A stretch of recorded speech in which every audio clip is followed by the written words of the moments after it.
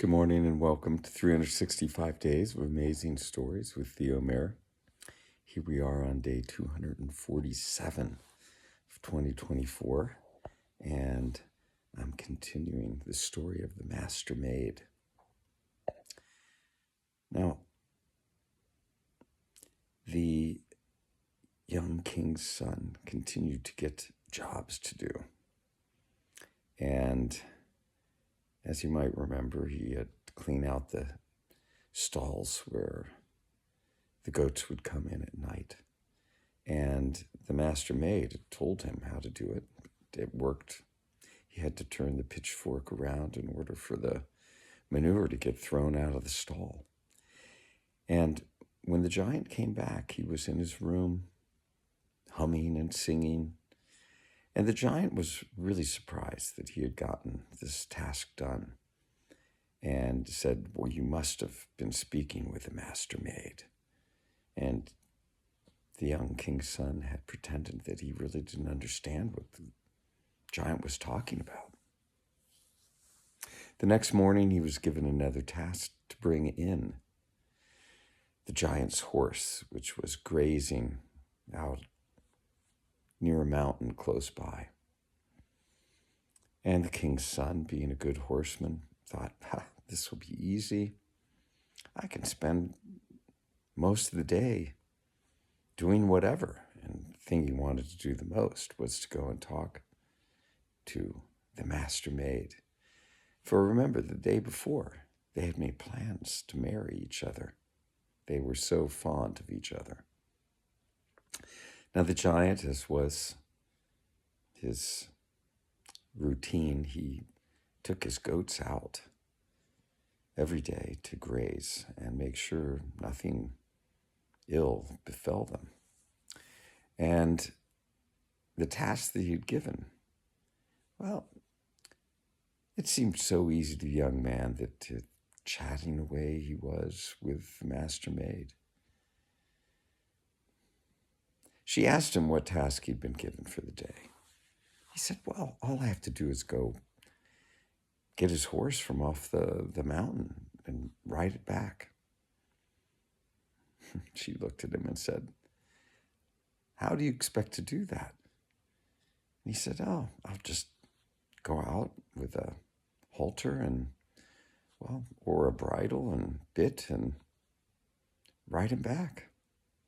No saddle necessary. She said, you'll have more trouble than that. For this horse, when it sees you, will come running at it, the fire coming out of its mouth.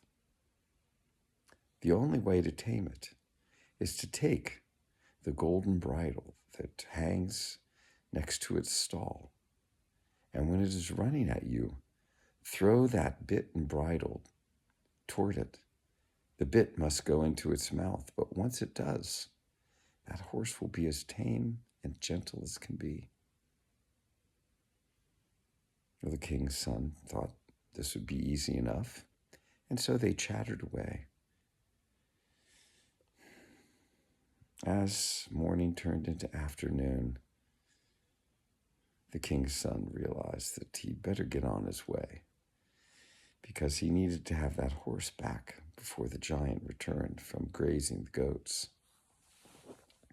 Off he went, and he took with him, of course, that bridle, the golden bridle that was hanging on the hook.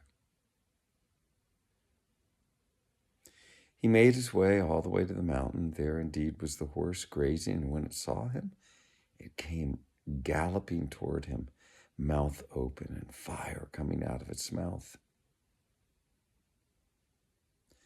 The young man kept his composure, and at the appropriate moment, he threw that bit and bridle right into the horse's mouth. It was a good shot, good aim, good throw. Into the mouth it went. And that horse became as tame and docile as could be.